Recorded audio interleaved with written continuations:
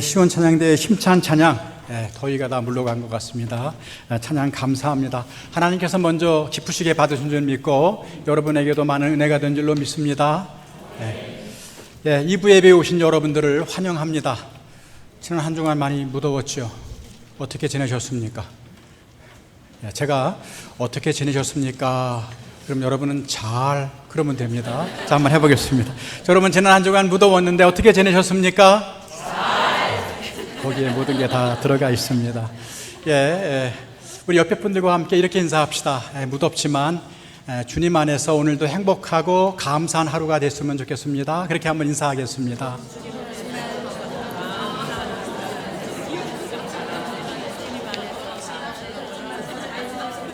무더위 가운데 속에서도 변치 않으시는 하나님의 은혜와 평강이 여러분과 여러분 가정에 충만하시기를 주의 이름으로 축원합니다. 농사를 짓는 민족에게 가을이 특히 감사의 계절인 것은 풍성한 추수, 열매가 있기 때문입니다. 봄에 열심히 씨를 뿌리고 여름에 가꾸는 모든 수고가 풍성한 추수 때문에 그 의미를 지니게 되는 것이죠. 풍성한 추수가 있기에 봄과 여름의 모든 수고와 땀과 고단함이 말끔히 해소되고 기쁨과 감사가 될 수 있는 것입니다. 그런데 성경은 우리 인생도 거두어야 할 열매가 있다고 말합니다. 우리 인생에도 추수의 때가 있다, 그렇게 말씀하고 있습니다. 우리 다 같이 요한복음 15장 8절을 읽어보겠습니다. 요한복음 15장 8절 말씀, 자, 시작.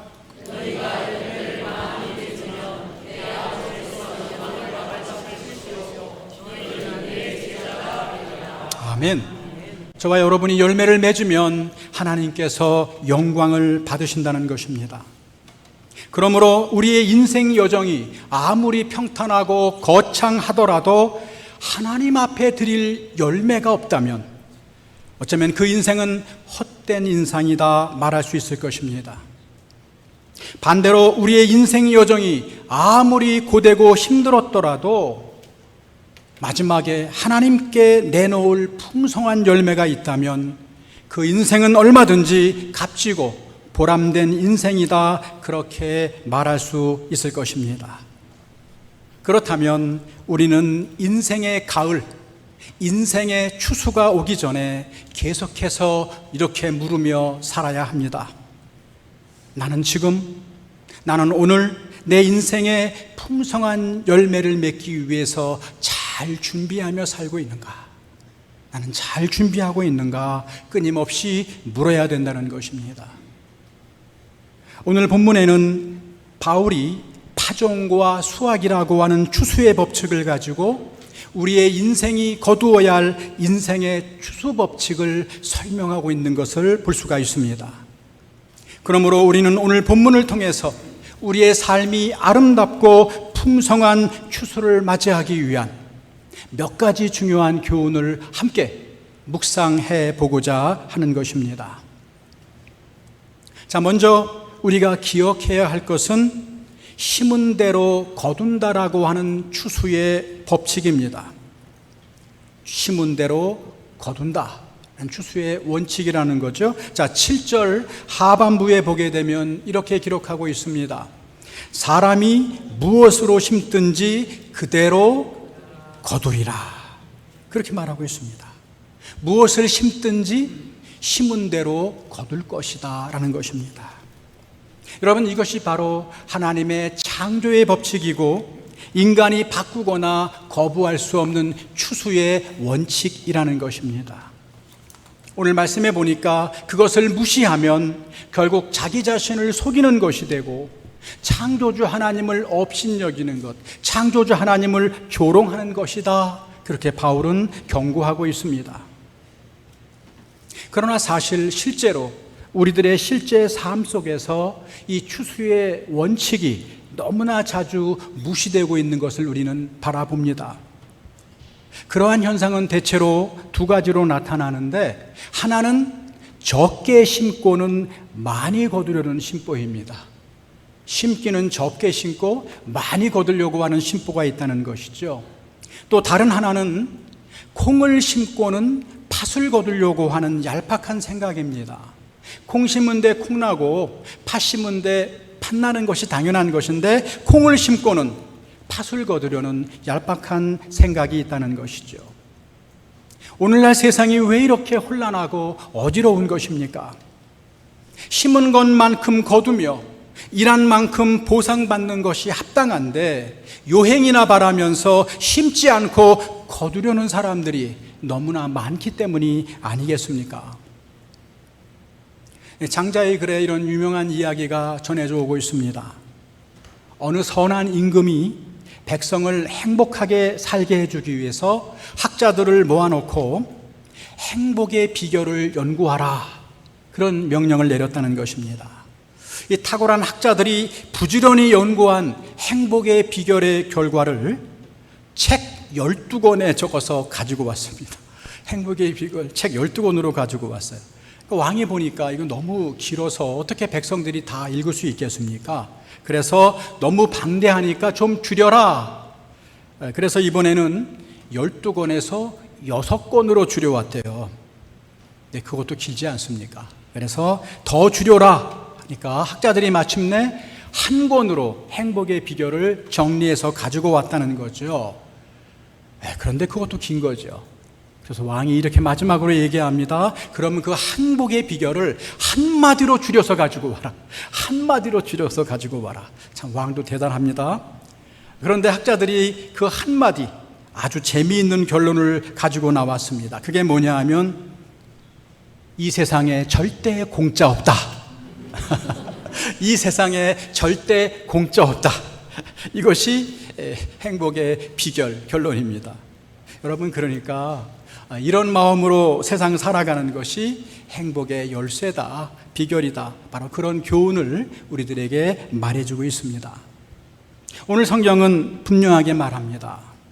하나님은 무엇을 심든지 심은 대로 거두게 하시는 분이라는 것입니다. 물론 우리 하나님께서는 심지 않은 데서도 거두실 수 있는 기적의 하나님, 능력의 하나님, 전능의 하나님이신 거 우리가 경험하고 알고 있습니다. 그러나 많은 경우 하나님은 우리의 보편적인 삶의 영역에서 기적의 법칙이 아니라 오히려 추수의 법칙을 적용하신다는 것입니다. 그러므로 아무도 핑계할 수 없습니다. 내가 오늘 어떤 모습으로 살든지 이거 이미 과거에 내가 다 심은 대로 거두고 있는 것이고, 미래를 위해서 우린 지금도 심고 있다는 것입니다. 지금 심어가고 있는 그것이 우리의 미래가 되고 우리의 미래의 모습이 된다는 것입니다. 자, 그런데 오늘 본문에 보면 우리 인생에는 두 종류의 추수가 있다고 말하죠. 우리 8절 말씀을 다시 한번 읽어보겠습니다. 8절 말씀 시작.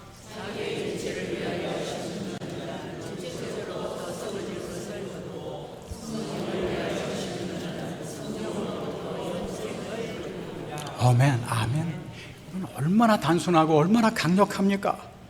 두 가지 인생의 추수의 법칙이 있대요. 하나는 육체의 추수라고 얘기할 수가 있고, 다른 하나는 성령의 추수라고 할 수 있습니다. 그러므로 인생의 추수에 있어서 가장 중요한 일은 무엇이냐? 무엇을 심느냐라는 것입니다. 무엇을 심느냐가 우리 인생의 추수에서는 가장 중요한 일이라는 것입니다.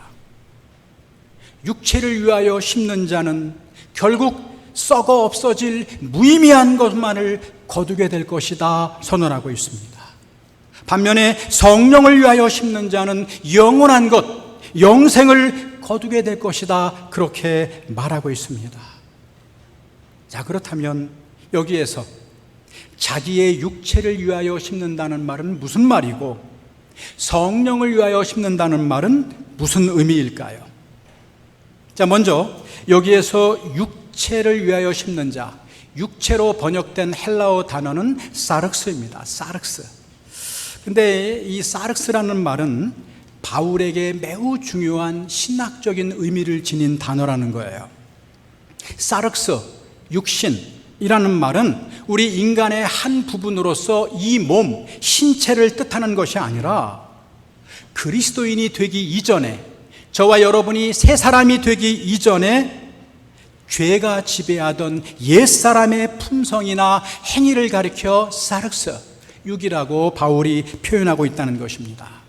그러므로 육체를 위하여 심는다는 말은 여전히 육신의 정욕대로 자기의 유익, 자기의 영광만을 추구하며 살아가는 삶, 이것이 바로 육체를 위하여 심는 삶입니다. 그러므로 육체를 위하여 심는다는 말은 육을 따라 사는 삶, 육을 따라 사는 삶과 같은 의미라고 볼 수 있어요.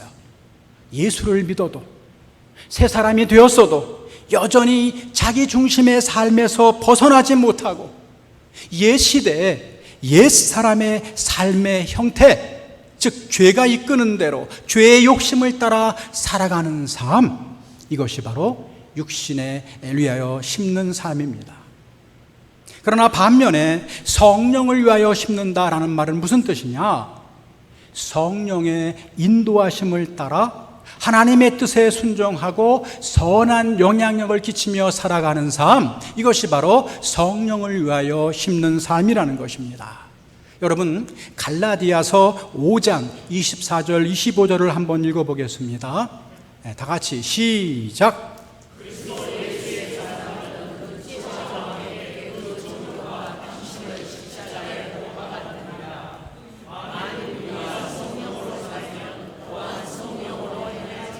아멘. 얼마나 중요한 말씀인지 모릅니다. 여러분, 우리 그리스도인이 누구냐? 우리 성도가 누구냐? 육체와 함께 그 정욕과 탐심을 이미 십자가에 못 박은 새로운 피조물이라는 거예요. 새로운 존재라는 것입니다. 예수님이 돌아가실 때 우리의 과거의 옛사람도 함께 죽어, 그래서 그 정욕과 탐심을 십자가에 못 박은 사람이라는 거예요. 새 사람이 되었다는 것이죠. 새 사람이 되었으니 새 사람답게 사는 것입니다.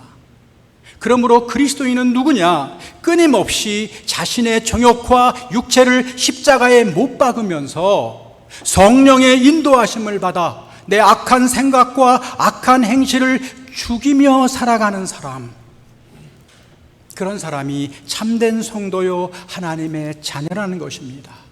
예수를 믿는다고 하지만 여전히 옛사람의 그 흔적들이 나타나서 우리의 악한 생각과 우리의 행동을 지배할 수 있다는 것이죠. 그때마다 성령의 은혜로, 성령의 인도하심으로 악한 생각과 악한 행실을 죽이며 새 사람답게 살아가는 것, 그것이 바로 성령을 위하여 심는 삶이라는 것입니다.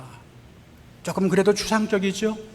그래서 좀 더 이 말씀을 구체적으로 보게 되면 9절, 오늘 본문 9절 10절과 연관해 보면 그 의미가 좀 더 구체적으로 표현되는 것을 볼 수가 있습니다. 9절에 보면은 선을 행하다, 선을 행하되, 선을 행하는 것으로 표현이 되고 있고요. 10절에 보면 착한 일을 하는 것, 착한 일을 하는 것으로 표현되어 있습니다. 그러니까 성령을 위하여 심는 것은 나와 내 주변에 선한 일을 하고 착한 일을 해 나가는 그러한 사는 것, 그렇게 사는 것이 바로 또 어떤 의미에서는 성령을 위하여 심는 거다, 그렇게 말할 수 있다는 것이죠.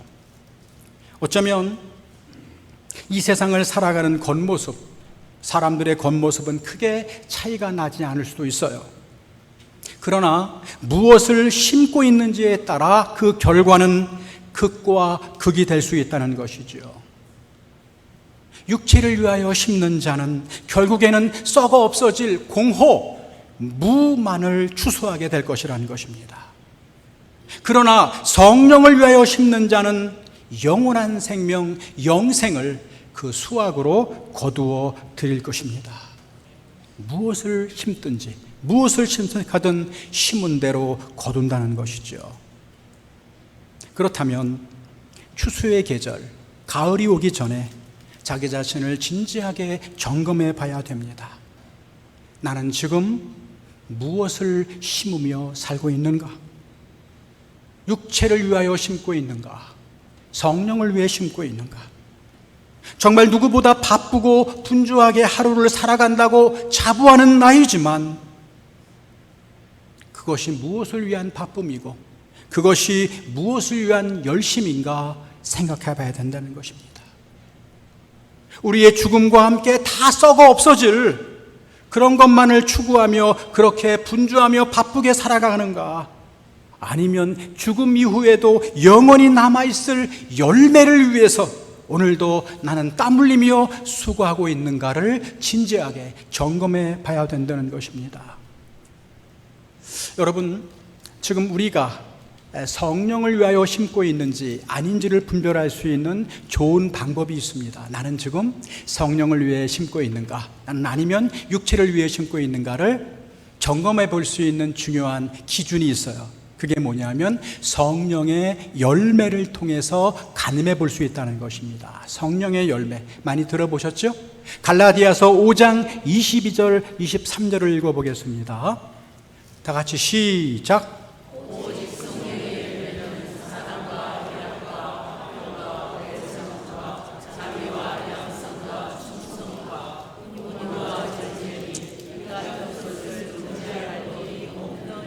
아멘. 여기에 보면 그 유명한 성령의 9가지 열매가 나오는 것을 볼 수 있습니다. 여러분 당연히 외우시죠? 성령의 9가지 열매, 우리가 인생을 살아가는 동안에 반드시 맺어야 할 열매가 바로 성령의 9가지 열매. 3개씩 외우시면 좋지요. 사랑과 희락과 화평, 오래 참음과 자비와 양선, 충성과 온유와 절제. 이거 성령의 열매입니다. 여러분 한번 생각해 보세요.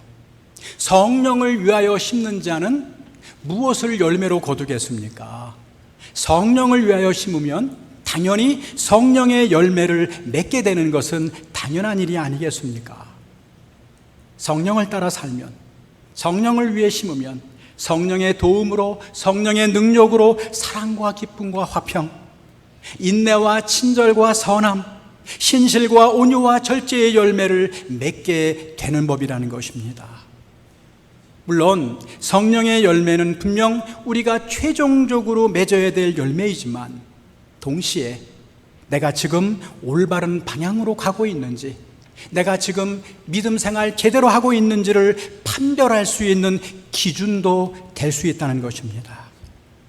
다시 말해서 내 믿음의 삶을 통해서 나와 내 주위에 사랑이 있고 기쁨이 있고 평화가 있고 인내가 있고 선함이 점점 더 늘어간다면 그것은 분명 성령으로 심고 있다라고 하는 증거입니다. 그러나 믿음의 연륜이 깊어져도 현재의 내 삶을 통해서 여전히 시기가 남아있고 분노가 남아있고 원망이 있고 미움과 방탕과 더러움이 드러난다면 그것은 분명 육체를 위해 심고 있다는 표시일 수 있다는 것입니다. 지난번에도 말씀드린 것처럼 제가 성경을 많이 묵상해 보는, 성경은 무엇을 해야 하는가 두잉의 강조를 하고 있어요. 그러나 이 두잉도 강조하고 있지만 두잉보다 더 강조하는 것이 뭐냐, 무엇을 하느냐보다 무엇이 되느냐라고 하는 비카밍에 더 강조점을 두고 있다는 것입니다. 무슨 말인가 하면 내가 하나님을 위해 무엇을 하느냐라는 질문도 중요하지만 그보다 더 중요한 질문은 내가 지금 하나님 앞에 어떤 존재로 서 있느냐, 어떤 신앙 인격으로 서 있느냐, 그것이 성경은 더 중요하게 우리에게 경고하고 있다는 것입니다. 신앙 인격이 더 중요하다는 것이죠. 여러분, 범사에 감사하기 위해서는 감사하는 존재, 감사하는 사람이 되어야 되는 것처럼 거룩하게 살기 위해서는 하나님을 닮아 거룩한 존재, 거룩한 자가 되어야 한다는 것입니다. 오늘 우리가 읽은 성령의 열매, 우리가 맺어야 될 성령의 열매의 몇 년을 보세요. 죄다 인격적이고 죄다 존재론적인 품성이 아닙니까? 사랑과 온유와 절제, 다 인격적인 부분과 연관이 된다는 거죠. 그러므로 신앙생활을 해나갈 때 우리가 일의 성취보다 신앙 인격에 더 집중해야 될 이유가 바로 여기에 있습니다. 먼저 우리의 인격이 변화해야 된다는 거예요. 존재가 행위를 규정하는 것이지 행위가 존재를 규정하는 것이 아닙니다. 우리에게 신앙이 깊어질수록 사랑과 희락과 화평과 온유와 친절과 절제, 이런 인격들이 갖추어진다면 거기에서 선하고 착하고 거룩한 행동들이, 행함들이 나오는 것은 당연한 일이 아니겠습니까? 그러나 우리가 기억해야 할 것은 이것입니다. 이러한 성령의 열매는 한꺼번에 다 이루어지는 것이 아니라는 거예요. 하루아침에 맺어지는 품성이 아니라는 것입니다. 자, 우리 한번 오늘 9절 말씀을 읽어보겠습니다. 9절 말씀 다 함께 읽어볼까요? 자, 시작.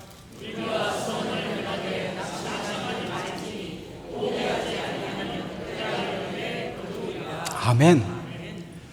여러분, 우리가 인생에 맺어야 될 열매, 인생의 추수에는 반드시 뭐가 있다는 거예요? 때가 있다는 것입니다. 때. 세상 농사의 경우에는 씨를 뿌린 후에 아무리 길어도 1년 안에 다 열매를 맺게 돼 있어요.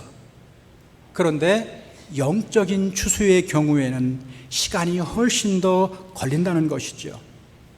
그러므로 성령을 위해 심는 것, 다시 말하면 선을 행하는 사람들에게 가장 커다란 장애물이 있어요. 그게 뭐냐 하면 바로 낙심입니다. 낙심이 가장 큰 장애물이라는 거예요. 나는 나름대로 열심히 애를 써서 선을 행하는데, 성령을 위해 심는데 결과가 보이지 않을 때 우린 스스로 이렇게 생각하지 않습니까? 이 일을 과연 계속해야만 하는가? 하면서 회의에 빠지기 쉽다는 것이죠. 지칠 때가 있고 포기하고 싶을 때가 있다는 것입니다. 이런 생각이 들어요. 나 혼자 애쓴다고 뭐가 달라지겠나? 온 세상이 흙탕물인데 나 혼자 맑은 물 몇 방울 흘려보낸다고 해서 이 세상이 맑아지겠냐? 나도 그만하자. 그런 회의가 찾아온다는 것이죠. 그러나 여러분, 우리 그리스도인은 그래도 그렇게 살아야 된다는 것입니다. 나 혼자 몇 방울의 맑은 물을 흘려보내봤자 세상이 뭐가 변화되겠느냐? 맑아지겠느냐? 그럼에도 불구하고 나만이라도 먼저 맑은 물을 계속 흘려보내야 되는 그 삶을 살아야 되는 사람들이 바로 그리스도인이라는 것입니다. 왜 그렇습니까? 하나님이 그 결과를 반드시 책임져 주신다고 약속하셨기 때문입니다. 오늘 주님께서는 분명하게 말씀하십니다. 때가 이르면 거두리라. 때가 이르면 거두리라. 이거 우리에게 얼마나 위로와 희망이 되는 말씀인지 몰라요. 우린 신기만 하면 돼요. 하나님이 거두어 주신다는 것입니다. 거두어 주시는 분은 하나님이라는 것입니다. 우리가 하나님을 신뢰하고 계속해서 성령의 인도하심을 따라 심으면 하나님의 정하신 때에 반드시 그 결과를 책임져 주신다는 약속입니다. 그러므로 아무리 세상이 흔들리든 남이 뭐라고 하든 나는 내 정로를 갈 것이요, 신앙의 원칙을 지킬 것이요, 선한 일에 힘쓸 것이다. 그렇게 살아가는 사람이 바로 그리스도인인 것입니다. 그렇게 포기하거나 중단하지 않으면 하나님의 때에 하나님께서 반드시 풍성한 열매로 거두게 해 주실 것이라고 오늘 약속하고 계십니다. 여러분, 10절에 보면은 매우 흥미로운 말씀이 하나 나오죠. 마지막 10절 한번 보겠습니다. 다 같이 읽어보겠습니다. 시작.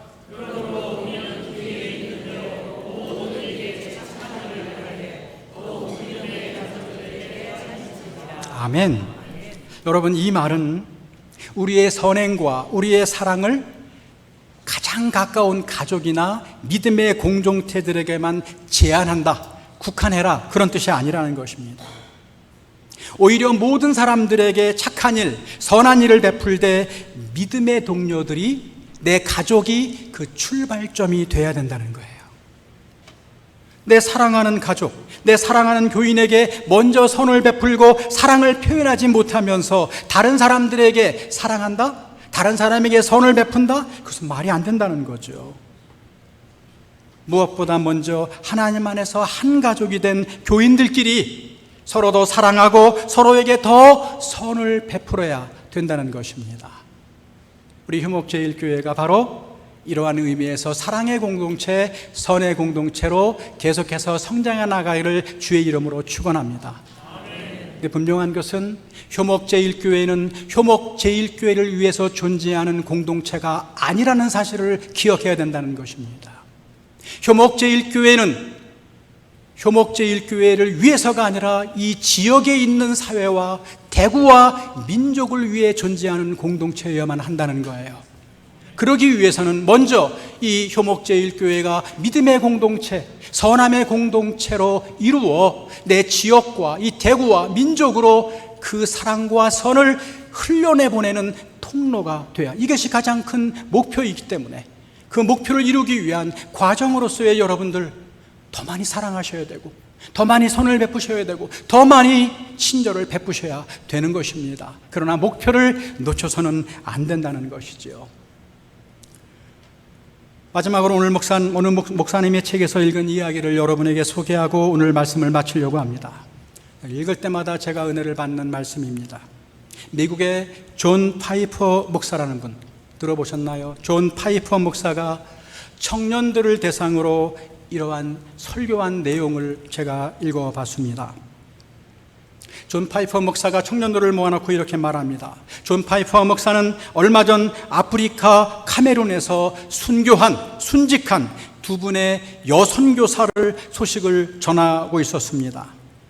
그 두 분 중에 한 분은 의사고 한 분은 간호사인데 두 분 다 80세가 넘도록 독신으로 지내시면서 아프리카에 있는 병들고 고통당하는 사람들을 위해서 헌신하셨다는 것이죠. 그러던 어느 날 어떤 험한 산악지대 마을에 병든 자들을 돌보려고 차를 타고 가다가 브레이크 파열이 일어나서 낭떠러지에 차가 추락해서 안타깝게도 두 분이 죽었다는 그러한 소식이었습니다. 안타까운 소식이죠. 목사님은 이 소식을 전하면서 청년들에게 이렇게 물었다는 것입니다. 여러분, 이것이 비극입니까? 이것이 비극입니까? 그리고는 바로 대답합니다. 여러분, 이것은 비극이 아닙니다. 그러면서 진짜 비극이 무엇인가를 말해주겠노라고 그러면서 기독교 잡지 리더스 다이제스트에 실린 한 기사를 읽어주었다고 합니다. 그 기사의 내용은 이런 것입니다.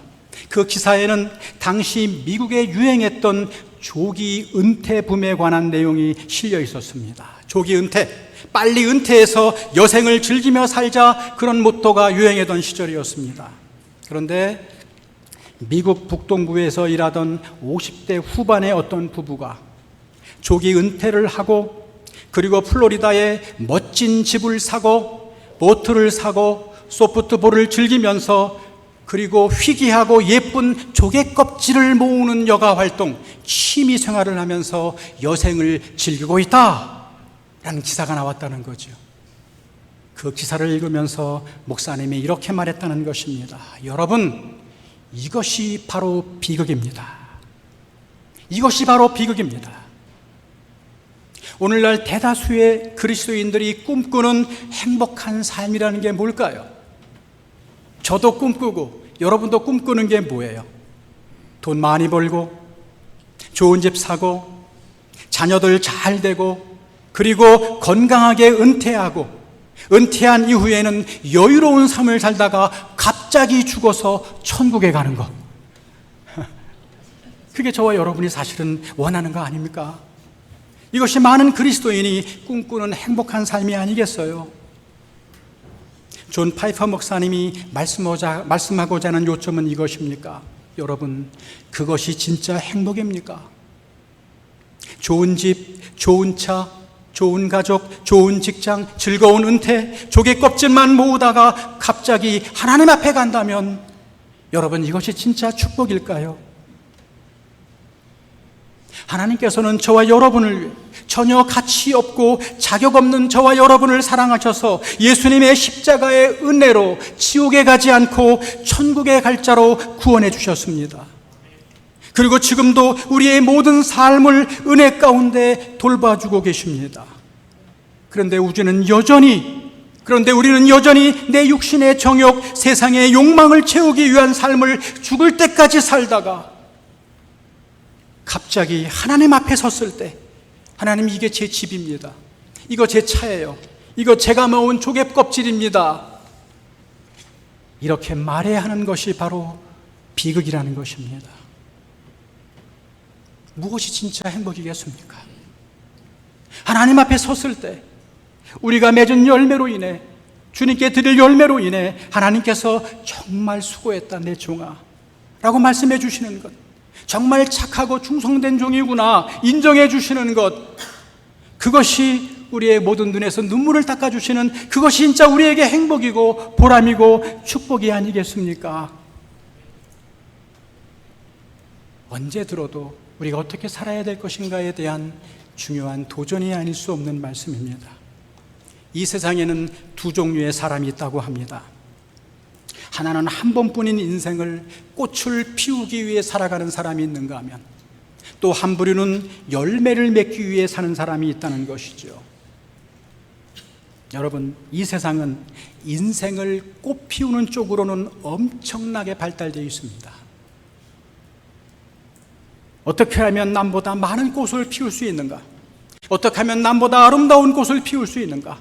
어떻게 하면 남다르게 독특한 꽃을 피울 수 있는가? 얼마나 열을 내고 선전하고 있는지 모릅니다. 그러나 성경은 하나님이 없는 돈, 하나님이 없는 명예, 하나님이 없는 권력, 지식, 이건 꽃만 피우다가, 일시적으로 꽃만 피우다가 말 뿐 열매는 맺을 수 없다고 경고합니다. 삶의 열매는 나를 창조하신 하나님의 뜻이 내 삶에서 완성되고 이루어질 때 그 열매가 맺어지는 것이거든요. 여러분, 누가 가장 불행한 사람입니까? 누가 가장 불행한 사람입니까? 한평생 열심히 살았다고 자부하는데, 잘 살았다고 자부하는데 썩어 없어질 것만 거두었다면 그 사람이 가장 불행한 사람이 아니겠습니까? 그렇다면 오늘 정말 진지하게 하나님의 자녀라면, 그리스도인이라면 나는 무엇을 심으며 살고 있는가? 깊이 묵상해야 합니다. 먼 훗날이 아니라 오늘 하루가 중요합니다. 오늘 하루하루에 가치 있고 의미 있는 삶이 모여 우리의 인생이 되고 우리의 좋은 추수가 결정될 것이기 때문입니다. 시편 26편 5절 6절을 한번 마지막으로 읽어보겠습니다. 네, 다 같이 읽어볼까요? 시작.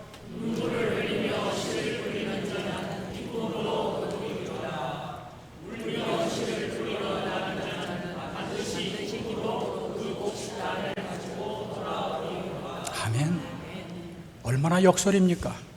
씨를 뿌리는데 눈물을 흘리며 씨를 뿌리는 자는 기쁨으로 거둔다. 힘들고 고되다는 것이죠. 울며 씨를 뿌리러 나가는 자, 그러나 정령 기쁨으로 그 단을 가지고 돌아오리라. 지금은 씨를 뿌릴 때입니다. 저도 여러분도 씨를 뿌릴 때입니다. 봄인지 여름인지 알지 못하지만 우리는 지금 씨를 뿌릴 때입니다. 씨를 뿌리는 것이 고되고 힘들어서 울더라도 뿌려야 합니다. 오늘 하루도 한 줌의 선함의 씨를 뿌리고, 한 줌의 사랑의 씨를 뿌리고, 한 줌의 평화의 씨를 뿌리고, 한 줌의 친절의 씨를 뿌려야 될 때라는 것입니다. 그러할 때 하나님께서는 반드시 기쁨으로 거두게 하실 때가 있다라는 것입니다. 사랑하는 성도 여러분, 우리 인생의 기쁨이, 인생의 가을이, 인생의 추수가 오기 전, 아직도 일할 수 있는 이 계절에 풍성한 인생의 추수를 거두기 위해 오늘도 주님께 꼭 붙어서 성령의 인도하심 따라 땀 흘리며 수고하며 영생의 열매를 맺어가는 저와 여러분이 되게 해주시기를 주의 이름으로 축원합니다. 기도하겠습니다. 나는 포도나무요 너희는 가지라. 그가 내 안에 내가 그 안에 거하면 사람이 열매를 많이 맺나니 나를 떠나서는 너희가 아무것도 할 수 없음이라. 아멘. 살아계신 아버지 하나님, 오늘도 귀한 말씀을 들려주시니 감사합니다. 언젠가는 우리 모두 인생의 가을, 인생의 추수를 맞이하게 된다는 것을 기억하게 해주십시오. 그래서 인생의 가을이 오기 전에 주님께 드릴 그 열매를 위해 매일매일 준비하는 삶이 되게 해 주십시오. 그러기 위해 오늘 하루도 늘 반복되는 단순한 일상이지만 주님께 꼭 붙어 있어, 주님께 붙어 있으면 살고 떨어지면 죽습니다. 가지의 숙명은 나무에 붙어 있는 것밖에는 다른 길이 없기에 하나님, 주님께 꼭 붙어 있고 주님과 동행하며 그 일에 의미를 부여하고 가치 있게 살아갈 수 있는 지혜를 주십시오. 우리의 부족한 부분은 채워주시고 우리의 모난 부분은 깎아주셔서 온전히 하나님의 쓰시기에 합당한 사람들로 빚어가 주시옵소서. 예수 그리스도의 이름으로 간절히 기도 올리옵나이다. 아멘.